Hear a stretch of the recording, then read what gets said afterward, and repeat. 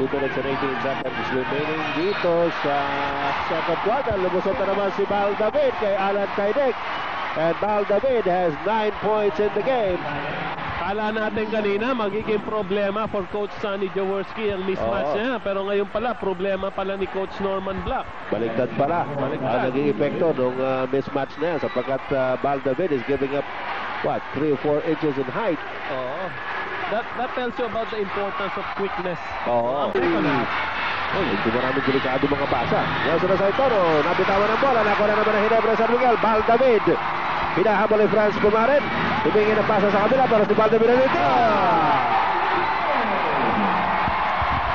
Wala na akong marinig dito, mga kaibigan. Tapos may run itong Ginebra every time the quarter ends. Tignan natin kung mangyayari uli ngayon. Pero 4 points na lang ang lamang nila. Ito si Val David. Pumukol. Video range jumper. Wala cover kay Val David doon.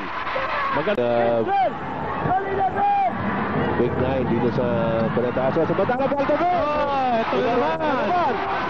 Andiyan ka na naman. 17 puntos, 17 points for Val David. Marlo Aquino for the rebound. Umaatake na naman ang Bulls. Pero ito mukhang titigil ni David. Bumanat si David, Dr. J. Ito yung pagbabago ng pace ni David doon. Yes. Ito na, 5 seconds na oras. Sinugit ng bola and this is a turnover. Binigay kay Hison from Val David. At Hison stops one in. Mali rin si Nelson. Masyado niya. Difference one, Sonny Jaworski makes inside the court. Yeah, he's press. And he's a good defensive player. Yeah, problema din niya pag yun ang unang line. At guard, wearing jersey number 1, here is Val the Flash David.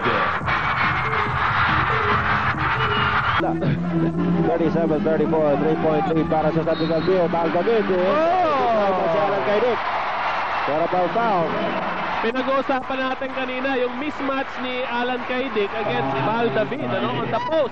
Pero dito merong mismatch din from the wings naman, yung quickness naman ni Val David ang kanyang ginamit against yung masabi nating slowness ni Alan Kaidik on his footwork. So yung mismatch na yun, pinabayan naman ang Aquino. John Cofield, also Vince Husserl, pass break na naman ang Ginebra. Yes! Val David for the conversion. He's got 7 points in the game. Tabla na po, tsaka nag-apply pa ng full court pressure itong Ginebra. Ayun, nakakuha na naman.